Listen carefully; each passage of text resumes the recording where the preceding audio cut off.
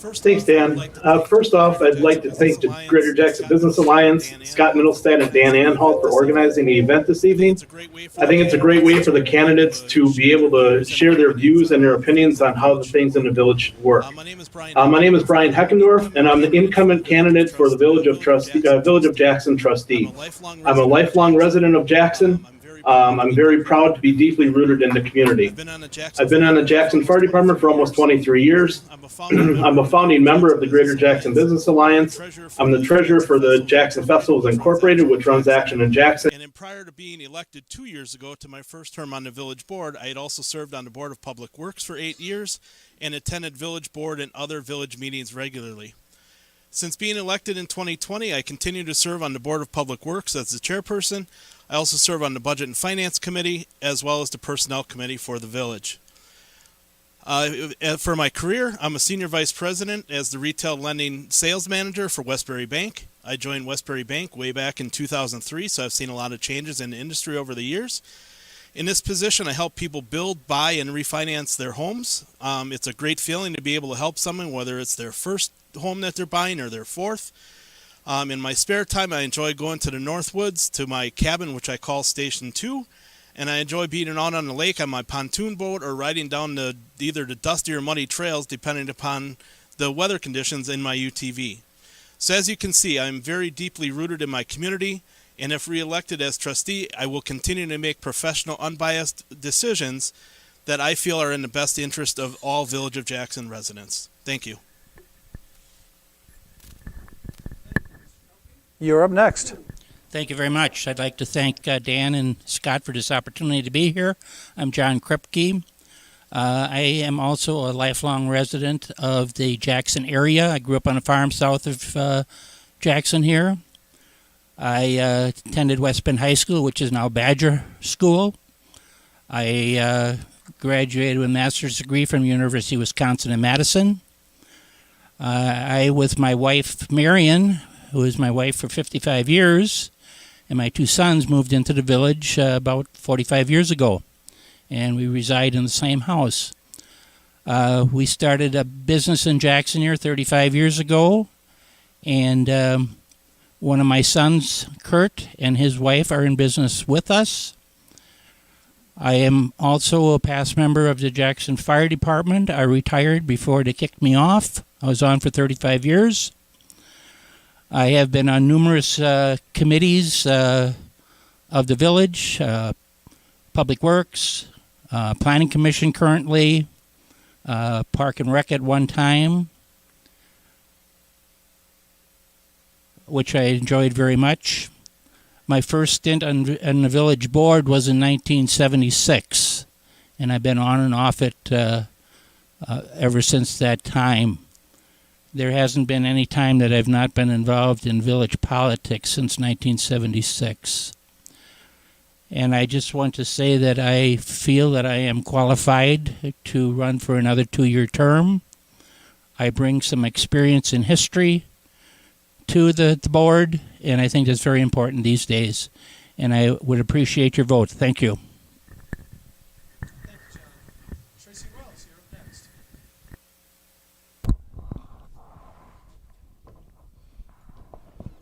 Hello, good evening. Thank you guys for providing us this opportunity tonight. My name is Tracy Wells, and I am running for Village of Jackson trustee. I was elected to this position in 2020 and would be honored to be reelected. I have learned so much over the past 2 years. I love being able to be a part of what is going on in our community. I grew up in Hubertus, and I have lived in Jackson for the past 16 years. My husband, Ryan, and I have 2 children. Hunter is in 5th grade at Silverbrook, and Mason is in 3rd grade at Jackson Elementary School. I am a weekend hospice nurse, and I also watch my niece 3 days a week. I have had the pleasure to be able to substitute teach at Jackson Elementary School over the past 2 years. I am in support of a new Jackson Elementary School. It is beyond repairs and has been needed for years. I feel like this would be in the best interest of the community. I will continue to make decisions based on the best interest of the community, including being fiscally responsible and doing everything that I can to keep the taxes low for the residents.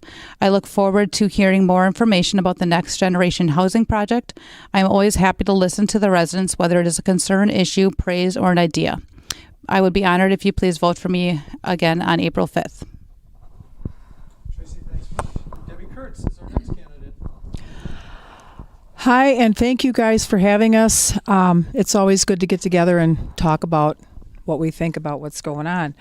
My name Debbie Kurtz. I've lived in the Village of Jackson since 1999 and been a homeowner since then. I was on the village board from, April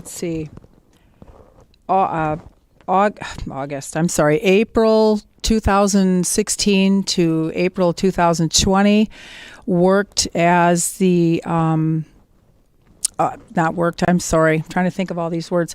I was the Mid-Moraine treasurer at that time for 4 years. I was also on the Budget and Finance Committee. My accounting is in background. I've been doing accounting for 30 plus years. Work for a small company in Glendale where we are material handlers, and so I handle about $10 million a year for a small company that we have. I am very concerned about the tax situation in this village.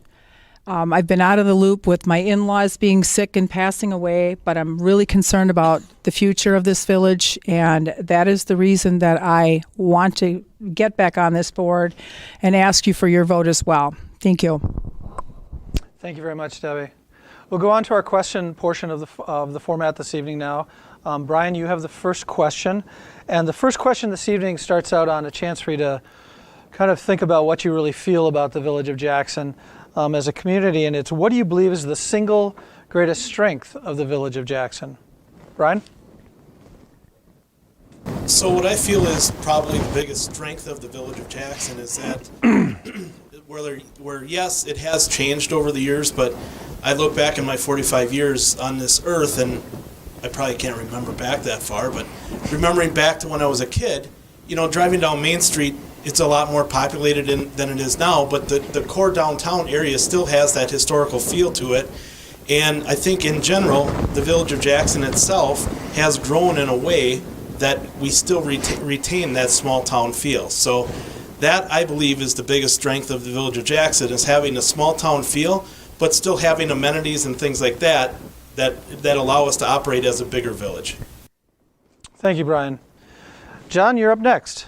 And a reminder, if at any point during the process of going from one candidate to another, if you'd like the question repeated, by all means, just ask me to repeat it, okay?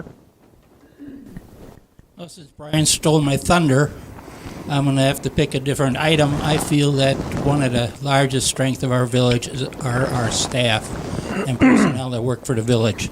No matter what department it is, the police department, fire department, DPW, they're always there to help. They're very congeal with the public. They want to work with them, help the public. There's never a nasty complaint that comes out from them. Maybe behind closed doors, but when they're in front of the public or working with the public, they're a very good group to work with, and I think that's a big asset these days. Having a staff that is appreciative of the community they work in, and the community is appreciative of the staff that we have. Thank you. John, thank you very much. Tracy, you are up. Well, those two are also on my list, so I'll go down with a third. And this is exactly why we rotate who gets to start. I agree with the whole small town feel. So I think that while we do have that small town feel and are still growing, but still containing that feel, it helps to be able to have that community center. And I think that kind of is a center of everything too, and provides enough activities from the young to the elderly for, a wide range of activities for everybody, even being in a small town community, that we still get those opportunities. Tracy, thank you. Debbie, you'll wrap this question up. Repeat the question again. Sure. What do you believe is the single greatest strength of the Village of Jackson as a community?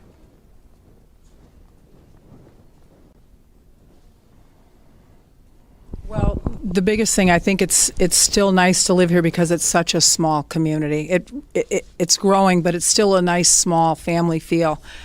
I think the new village hall is great. I think the people, like John said, the administration and stuff that we have working here really do work well together, and I think we continue that. There's going to be a lot of wonderful things that are going to happen here. So, Debbie, thank you.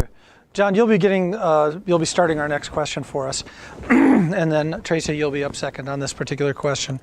This particular topic has come up a couple of times in the questions submitted this year, and it wraps around the issue of budgeting process and budget management.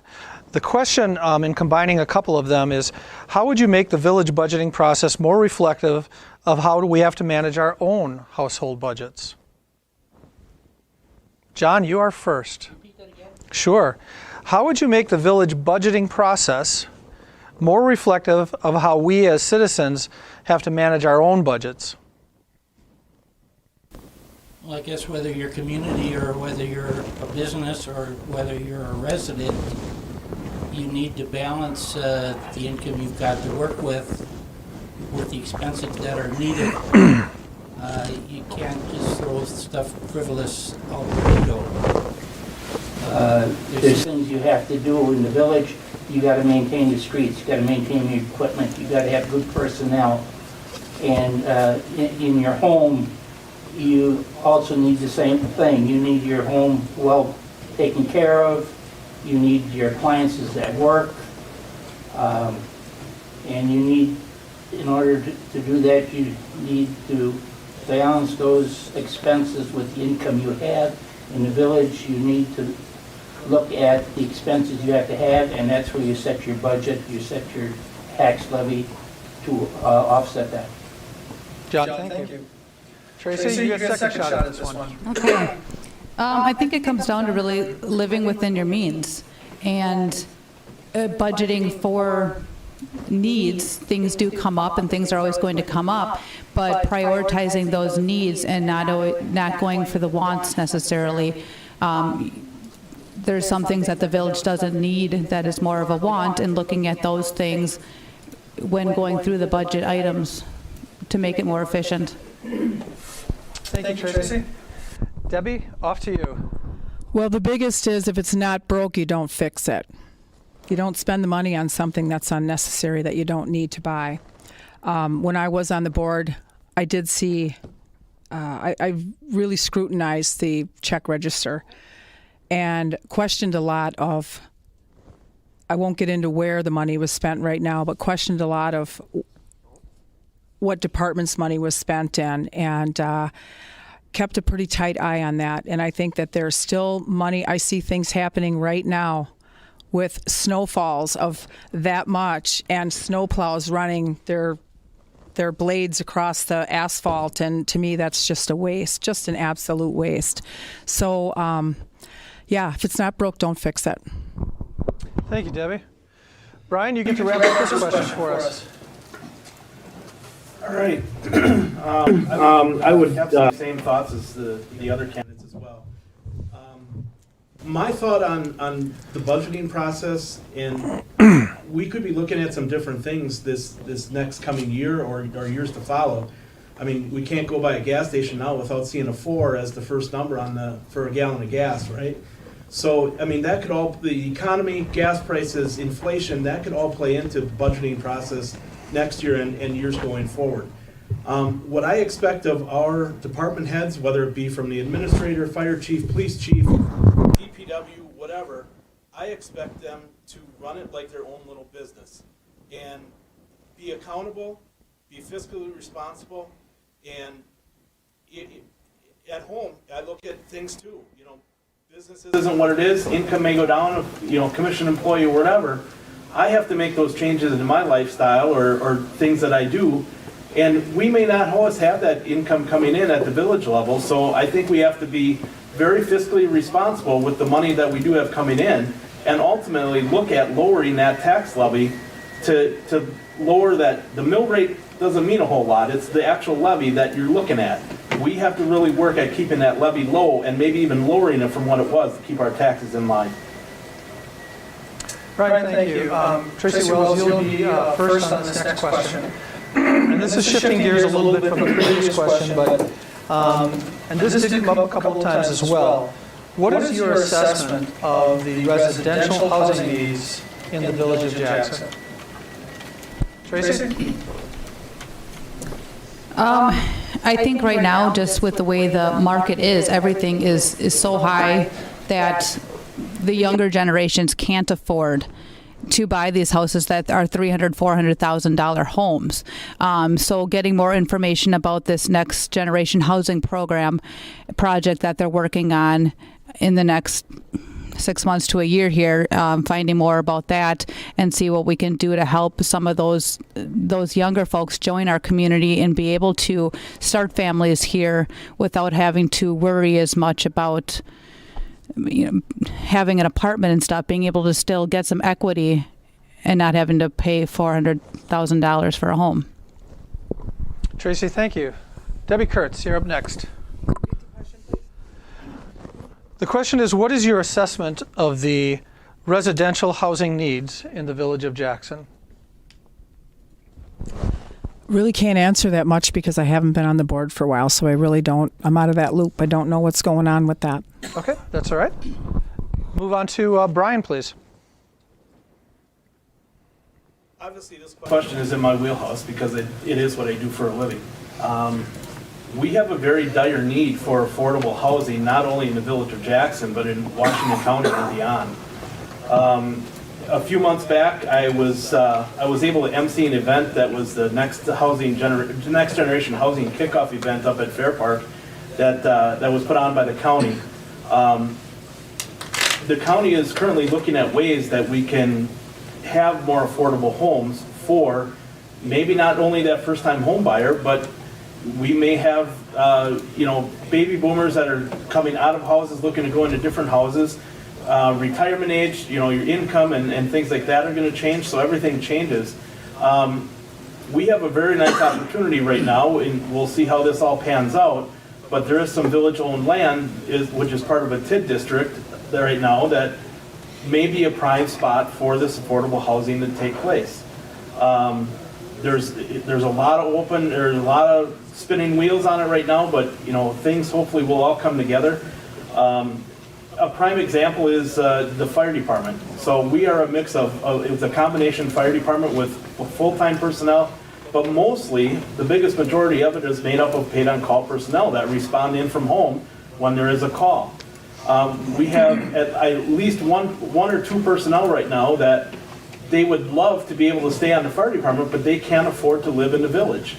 So we have to work on being able to get affordable housing into the village to allow those people to stay in the village and be able to function in police, fire, DPW, things like that.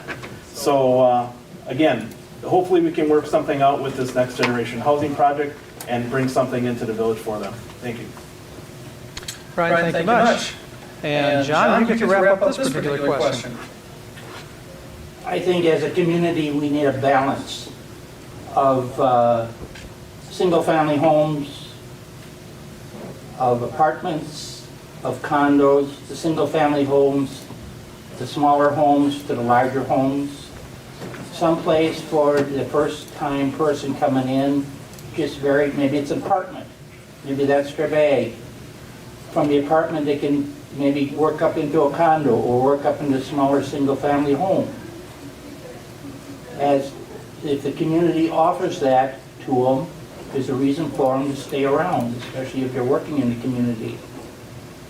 We also look at the elderly population that are in their single-family homes. Well, maybe it'll get to the point that they don't feel that they're comfortable in a single-family home, but they want to be on their own.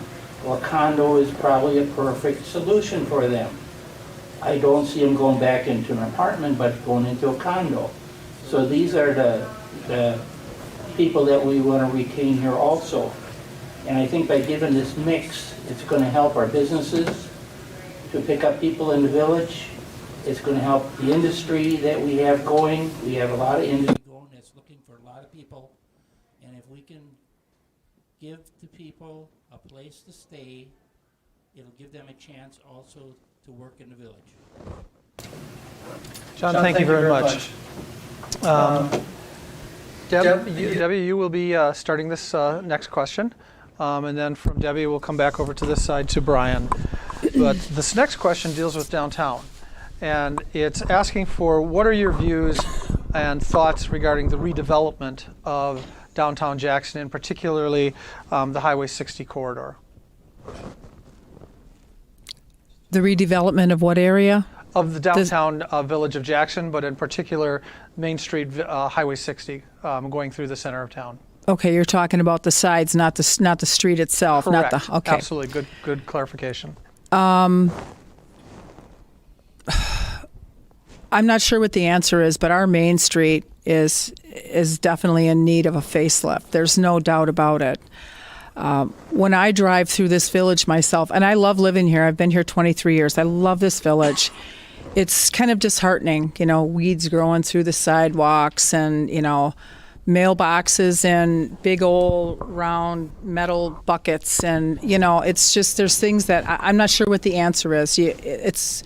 But there definitely is things that needs to be done with this Main Street. It definitely needs a facelift. So, Debbie, thank you. Brian Heckendorf is next.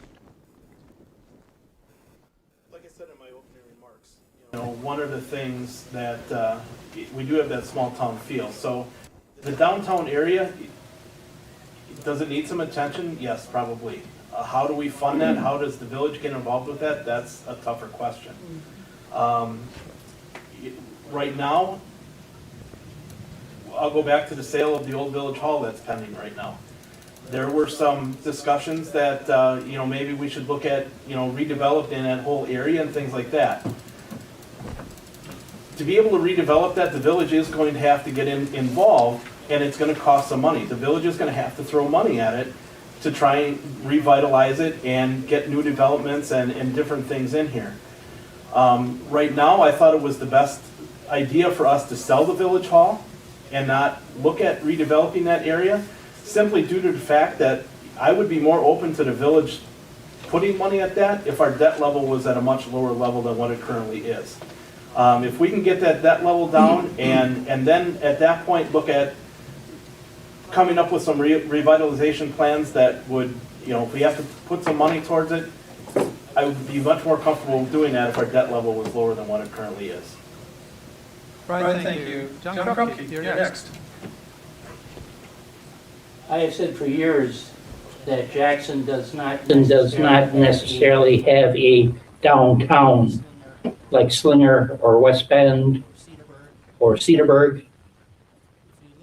If you look at the picture of Jackson when it was a population of 367 people, and you look at a photograph of Jackson today, the buildings that were there at that point, which is probably in the 60s or 70s, are still there. Some have done a little facelift, but the business themselves is there. Jackson has a downtown of different pods. You've got Highway P, that area. You've got Glenbrook Industrial Drive, that area. You've got South and North Center Street, that area. You've got Jackson Drive. And now you have Eagle Drive. And Eagle Drive, I believe, is going to be the newer portion of Jackson, where the other pods are the historical part of Jackson.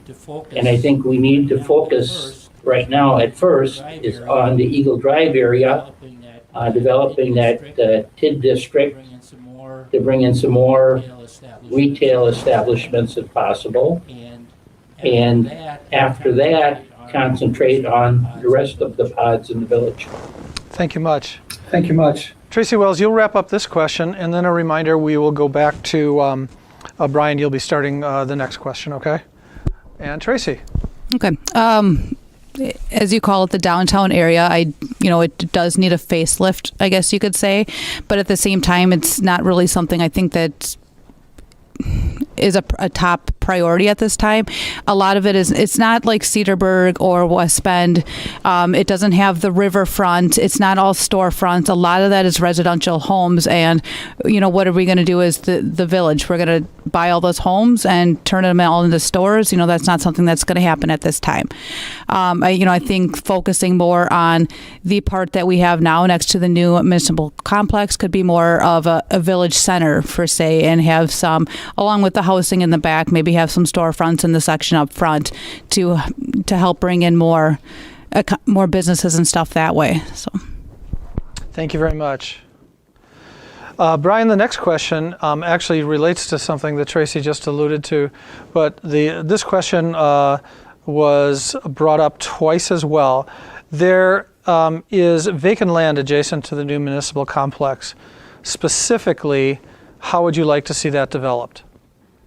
So again, there is vacant land adjacent to the new municipal complex. I believe they were speaking to the land to the south. Specifically, how would you like to see that developed? Okay, so that area down there is part of a TID district.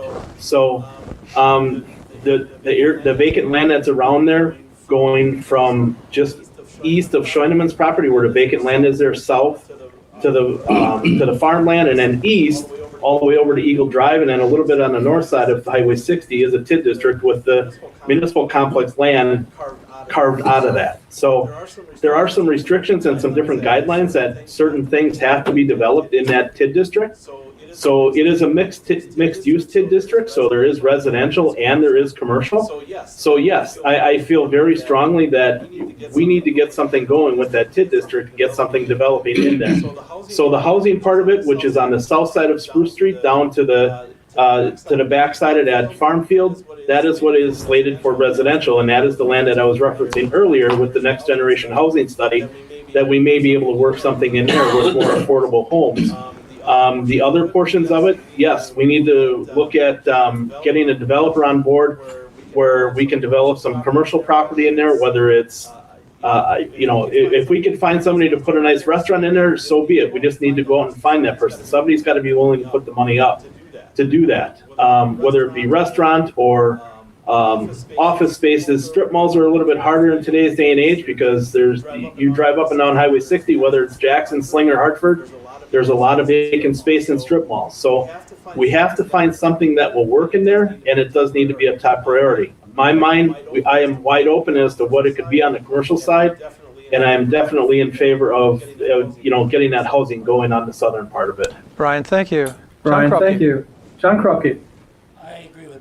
I agree with Brian. Just to reiterate a little bit, when you get on the south side of Spruce Street, which is south of the community center, the community complex, that is going to be residential because it's buffered by residential on the far side of it, and it's going to be a perfect fix. The property on Highway 60, I believe, should be retail of some type, whether it's a restaurant or whether it's some small stores. I am not looking for anything as far as industrial on that. It should be more of the retail. There's also a future, the property between the municipal center and Hanson Foods. Down there is a small parcel in there that could also be retail areas. So this entire area could be a retail strip.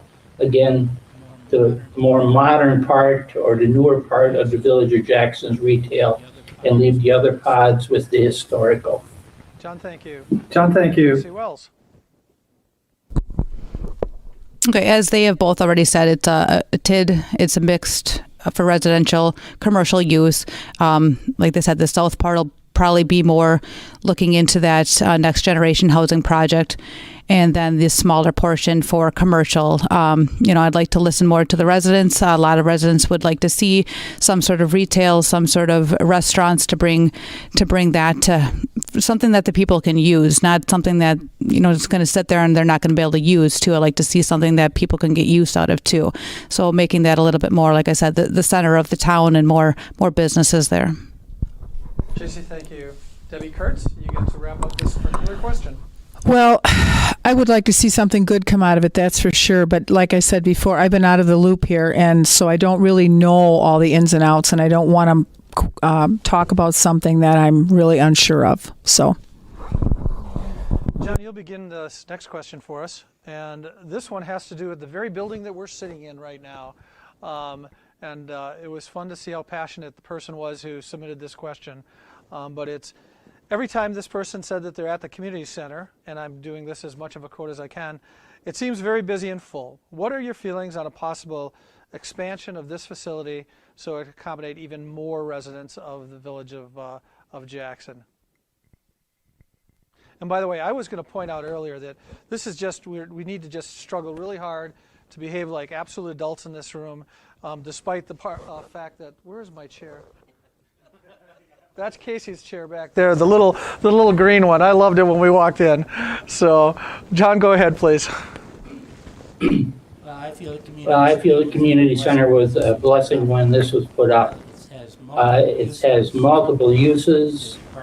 There's parking. There's cars in the parking lot at all times. I mean, look at the parking lot tonight, and it's completely full on a Thursday night. As far as an addition to it, that's something that I guess our Park and Rec director is going to have to look at, come forward with some plans and see what the budget would be. We have a Park and Recreation Commission, which this would fall under them to see what kind of addition we would need as far as what additional programs we'd like to put on here. So it's something that I would be open to listening to, and talking about in the future. John, thank you. John, Tracy thank Wells? you. Tracy. Okay, I have used the community center for years. My son has gone to 4K here, so my kids both go to Boys and Girls Club here and love it. Use out of the gym for school activities, just a wide variety of different activities here. So I am in favor of expanding it if that does come up. I know there has already been some talk of that. No plans have been made out yet at this point, but I'll definitely entertain that when it does come to the table. Tracy, thanks for your thoughts. Debbie? I'm not opposed to an expansion, providing I can review records or budgets or whatever to know that we have the money to do it. I'm not convinced at this point that we can afford it. I think the community center is a wonderful, wonderful tool, wonderful family tool, and if there is down the road enough money to expand it and it's feasible, I would definitely look at it. Thank you, Debbie. Brian, you get to wrap up this particular question. All right. So, as some people know, and some people may not know, this building has been a source of controversy over the years. There has been, a couple entities involved that have had some pretty good sparring matches over this facility. But when I drive by this facility, like John was saying, there's always cars here. There's always something going on, and this building has really become a jewel of the community. We have a great staff that manages this place. There's always something going on here, whether it be 4K, senior meals, senior meetings, playing cards, whatever they do. This has really become a crown jewel of the community. Obviously, we're in a different room than we normally have the forums tonight. There's things going on in the other room that we normally use. It's awesome that we do have this space available. Not going to fall asleep with the color of floors here tonight, but it's awesome. It's awesome to see the building used, and it is being used regularly. And are we running out of room? Yes. So yeah, I would be in favor of an addition or renovation or whatever of this facility. But again, like Debbie was saying too, we do have to look at it from a fiscally responsible standpoint. That if it makes sense, yes, but we have to be able to afford it. Thank you, Brian. Thank you, Brian. Tracy Wells, you'll begin this next question. And this was also submitted by 3 different people, but they had different numbers alongside of it, so I've compiled it a little bit differently. But what are the 3 biggest issues that you see the village facing over the next several years? So again, what are the three biggest issues from your perspective does the village face over the next several years?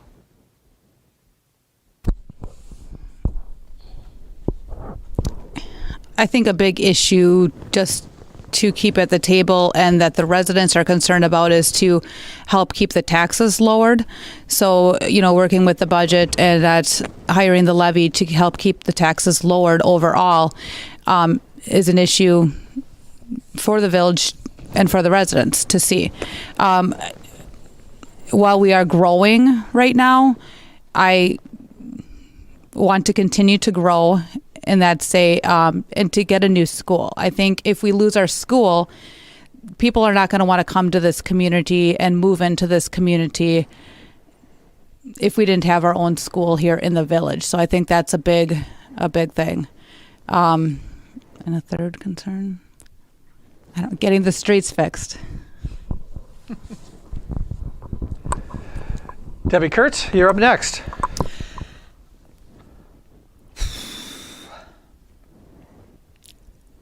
I want to say taxes, taxes, taxes, but I'll break it down a little bit. Taxes, number one. I'm very concerned that our taxes are going to go through the roof.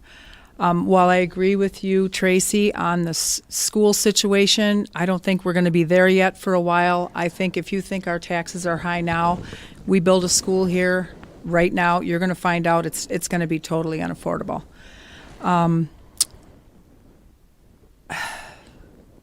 Yeah, taxes is huge. I'm very scared with the spending at the fire department. I mean, that's one of the reasons that I chose to run for village trustee again, because I can see some runaway trains here, and it scares the bejesus out of me. Debbie, thank you. Brian, you're up next. You're up next. Three biggest issues is, it's going to sound like a broken record here, but my number one, it would be the taxes. So we do need to keep those taxes in check. Obviously, I don't like paying as much for taxes as I do. I don't want to look at my taxes going up, that kind of thing.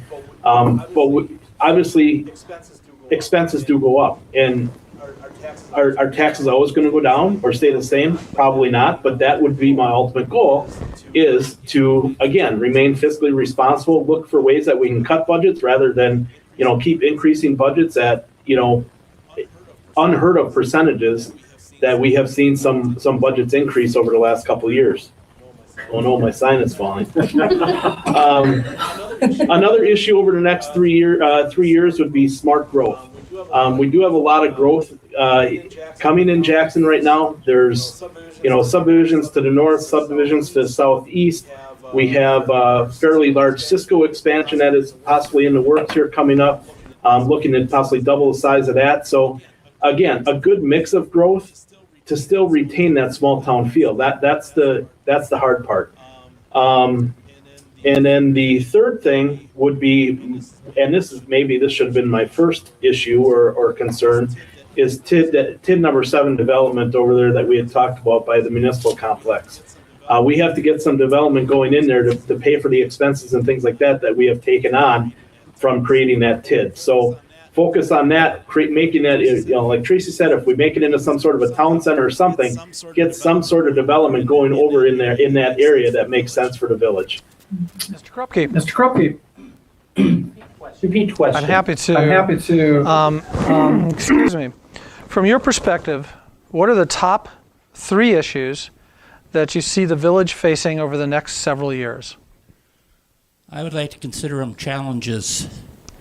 And the first challenge is to retain our staff.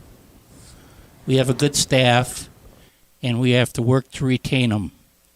We need to have them a decent facility for them to work in, which I think we accomplished with the fire department, police department, and administration in a new building now. We have to make sure that the wages and benefits keep up to the other communities and make our community look very well for them to stay here. I agree with Tracy that we do need a new Jackson school. The school that the kids are in should have been replaced a long time ago. We want people to move into Jackson, especially if we're going to have more housing. And one of the things, if they have a family, one of the things they're looking at, what kind of school do you have? Well, we can go to Slinger, and the schools are a lot better than Jackson has, so we're going to go to Slinger. We can drive to Jackson to work, but we're going to live in Slinger. And the third item is a perennial item every year, all the time, is keep a control on taxes. I was asked that once before, and I says, no, taxes probably are not going to go down.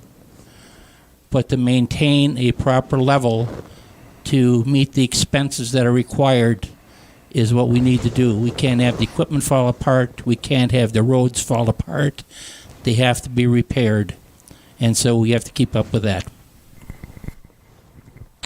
Mr. Krupke, thank you very much. Debbie Kurtz, you'll be first on the next question. And this has to do with a neighboring municipality, entity. How would you manage or encourage the relationship, the working relationship between the Village of Jackson and the Town of Jackson? So how would you manage or encourage the working relationship between the Village of Jackson and the Town of Jackson? That's a good question because I think it's been severely damaged from the past, and I don't want to get into that right now, but I don't have an answer on that right now. I just don't. Brian, we would come back to you then at this point. Here, I thought I was going to have a little more time to get my thoughts together on it. Yes, obviously there has been friction between the town and the Village of Jackson over the last 1, 2, 10, 15 years. So, yes, it is always, it all stems back to, in my mind, the one that I'm most familiar with is the boundary agreement that recently was, challenged and, ultimately those properties did come into the village. So my problem that I have is that we have an entity, in this case being the town, that had prior boards had agreed to these agreements, and then they try and go back on those agreements. I don't agree with that. If I'm putting my name and my signature on something that comes before the village board now that's an agreement, I expect that if I'm not on the board anymore down the road, I'm expecting that whoever is in the trustee position or village board position to honor that agreement. A contract is a contract. An agreement is an agreement. So how we can mend those fences, I don't know. I guess I am open to it. But it's going to take a lot of mending to mend those fences because, again, I stick up for the Village of Jackson residents, and that's who we need to protect in these agreements are the Village of Jackson residents. John Krupke. When I got on the board in the late 70s, the Village of Jackson would not even talk with the Town of Jackson, and vice versa. The Town of Jackson would not talk to the Village of Jackson. It was a definite personality conflicts between the village president and the town chairman, which I thought never would be resolved. And lo and behold, along came the boundary agreement. The village was talking with the town, and the town was talking to the village, and they were getting along. Things were fine. Everything was made out. And now about 2-3 years ago, the boundary agreement fell apart. So it's sort of like a roller coaster. What the future is going to bring is going to depend on getting together and talking things out. Talking never hurts anybody. Where it's going to go, I've got no idea, and I'm not going to try to predict the future. John, thank you. Tracy Wells, you get to finish this question up. Okay. How to manage the working relationship? Well, like Brian said, honoring the agreements. Will there be any other agreements in the future? Probably not. After the 2030 annexation is completed, if that all goes as planned, that should hopefully go smooth. But honoring those contracts that are already there, it's hard for us to make a working relationship with them when they go back on everything they say and want to get out of every agreement. Same with the park and recs thing. Whole nother issue. Contract was in place and agreements were set and they weren't abided by. So I don't like John said, I don't know what the future will hold, but at this time I don't think there's going to be any agreements in the near future. Tracy, thank you. The next question begin with Brian, and we've addressed some pretty solid issues so far this evening. This one is going to be a little more on the softer side, but it's interesting that every candidate mentioned it in some way in their opening remarks, and that is, I like the small town feel of Jackson. What would you do to protect that small town feeling?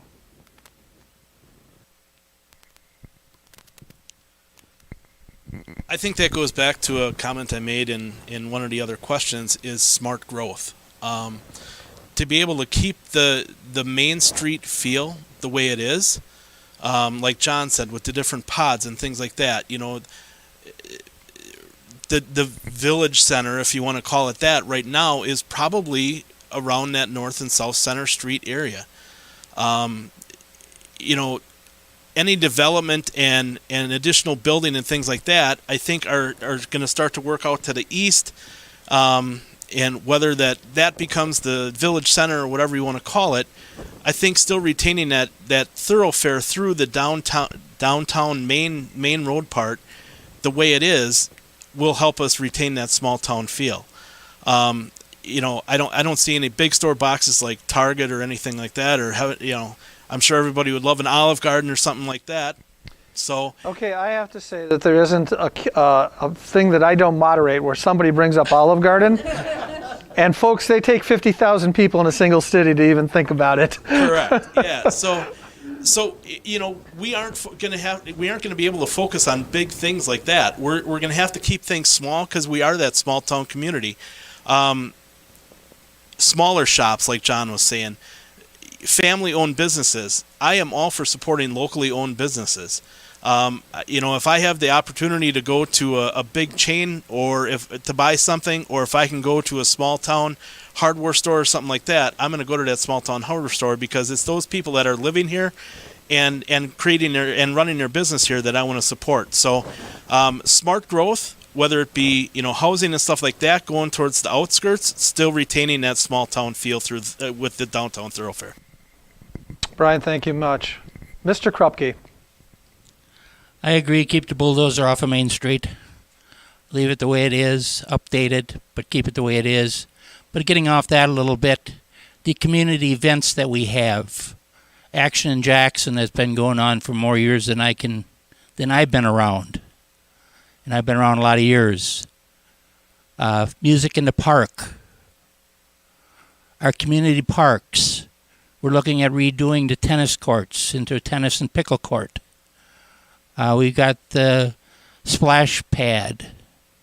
We've got the new playground equipment up in Hickory Park. We've got community parks, whether it's Meadowview, whether it's Reese Memorial Park, which have some equipment in for the community, the local part of the village. It's these things that keep the community small feeling. We're a big community with a big heart, but we come off as a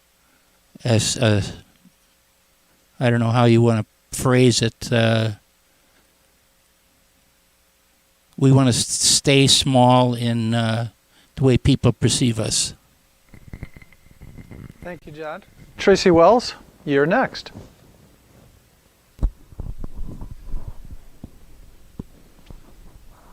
Okay, how to protect that small town feeling. I go back to the school on a lot of things, and I think keeping that school in our community will help protect our community and keep that feeling in our community. Shipping them off to another city won't keep that feeling here. We have a lot of local events, like John said, Action in Jackson, and just other community events. And it's nice that all the kids get to know each other and see each other at school and then come to these events together and still know everybody. If you ship them off to different schools, the borders might change and stuff like that too. Who knows? But I think that helps keep that feeling. And just using those local businesses and stuff too keeps it all smaller feeling. Tracy, thank you. Before Debbie answers this particular question, I want to tell the entire panel that we will be moving into closing comments next. So if you have any notes or thoughts that you wanted to have, just to give you a 30-second head start on that. But Debbie Kurtz, if you could close out this last question for us.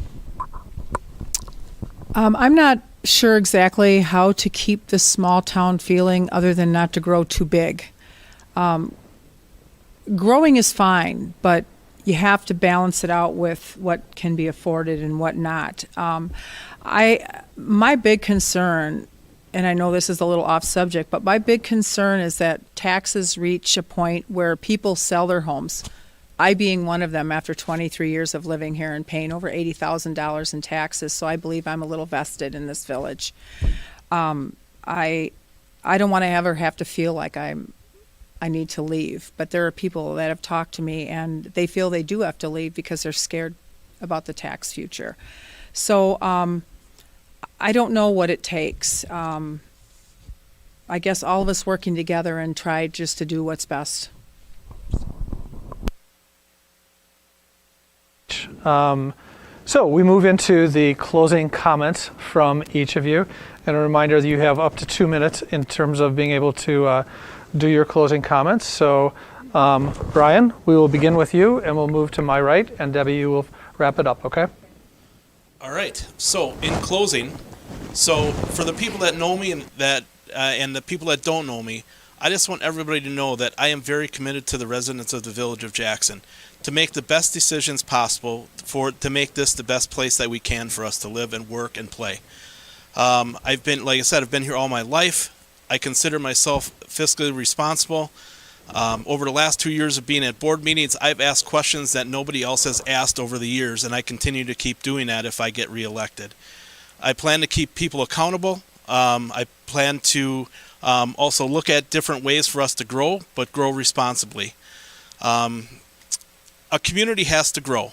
A community that doesn't grow or shrinks is not a healthy community, but we have to do it correctly, and we have to do it so there's not that financial burden to the taxpayers for that growth.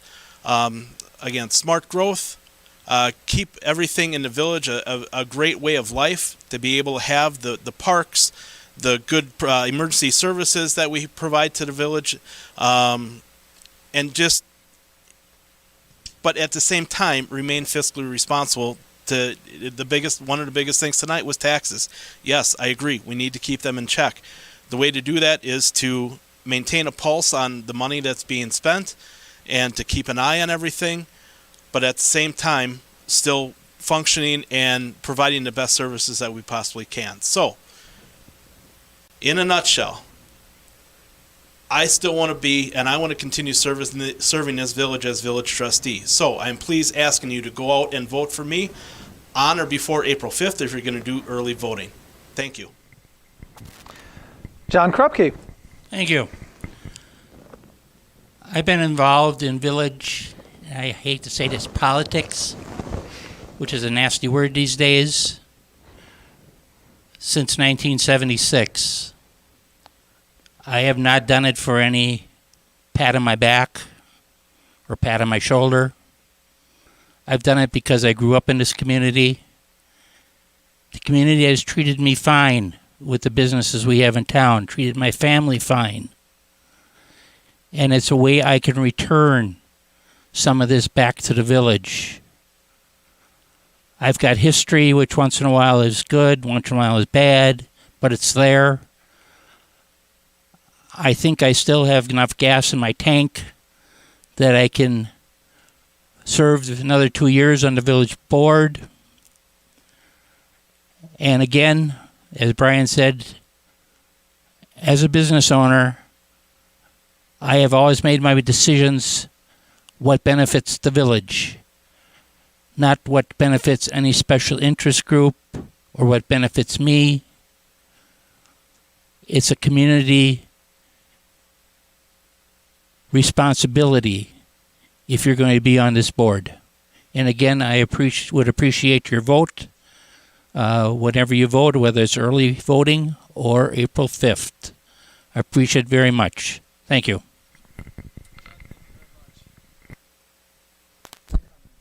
Okay. One of the main top priorities is taxes, to keep taxes low and to continue to work in that direction to keep taxes low. Continuing to support our staff and trying to bring in the input from the residents to help make those departments better also. Back in end of 2018, beginning of 2019, I was approached to head a support group for the referendum to help get a new Jackson school. That failed. It was probably the first year that it ever passed in the Village of Jackson from all the work that we all put into that. So using that, many people wanted me to run for this. So that's how I got into this initially in 2020, and happy to be here. And, I hope in the next couple of years we can do another referendum, and I will support that, and we will continue to work for that to keep that in our community. Yes, it affects your taxes. Yes, it will affect your taxes a little bit. It comes down to about one meal out a year. That's how much it's going to affect your taxes. So I encourage those people when that time comes to go to those tours, to hear those speeches and to hear that information on how it will affect you individually, instead of just making the decision of no, and to listen to hear about it more. Thank you. Please vote for me April 5th. Tracy, thank you very much. Debbie Kurtz, final comments this evening. The people that know me know I'm a no holes barred person, and I call it like I see it. And the biggest reason I want to get back on the board is that I'm very scared our taxes are going to skyrocket. I'm very scared. And maybe I shouldn't be, but I'm very scared. And there's a lot of people that have come and talked to me about the possibility of huge increase in taxes, and that they're just going to have to sell their homes and leave. And I don't want to see any of that happen. Like I said, I've been here for 23 years. I've loved living in the Village of Jackson. And this is where I'd like my home to be. But I want to be able to afford to stay here. And while I don't have a house payment anymore, I still have a tax payment. And when you're paying $4,300 for a 0.28 acres in Jackson, I'm sorry, it's pretty expensive, and I don't want to see it go any higher, or I will be forced to have to move. I'm very proud of a lot of what the board has done. I was also instrumental in helping, voting on the municipal building. I did not vote on the village hall to be moved. If I remember correctly, I was the only one that voted no against it. We didn't need to spend that extra money. That building, it doesn't matter now, but that building we had is only 3 years old or something like that. And I'm a if it's not broke, don't fix it girl. That's just the way I am. So I'd love to get back on the board, and I'd love to get back on the Budget and Finance Committee. I like being involved in my village. And if I don't achieve that, I still will be helpful in this village. So please vote for me on April, I believe it's the 5th. Thank you. Debbie, thank you very much. And you didn't think I got to do closing comments, did you? But I do. There are some thank yous I want to make, especially. I do want to thank especially the Greater Jackson Business Alliance, who sponsors this event every year, and absolutely they deserve all kinds of congratulations and thank yous. I mentioned to a couple of people before we started this evening, I think these kinds of events are probably the epitome of what democracy is all about. There's places all over the world that are struggling to be able to do this kind of thing in public and ask the tough questions and listen to the answers that people provide. So I applaud you for running for office. I mean that sincerely. I applaud the people who are here this evening in person and those who watch online. Mostly I want to encourage people to get out and vote. It is truly an amazing gift that we should never take for granted. So thank you again. Have a wonderful evening. Travel safe this evening. Last one, I want to say one more thank you to the video team from Kettle Moraine Lutheran. They did an absolutely wonderful job again. We're blessed to have him here tonight, so thank you, everyone. Thank you.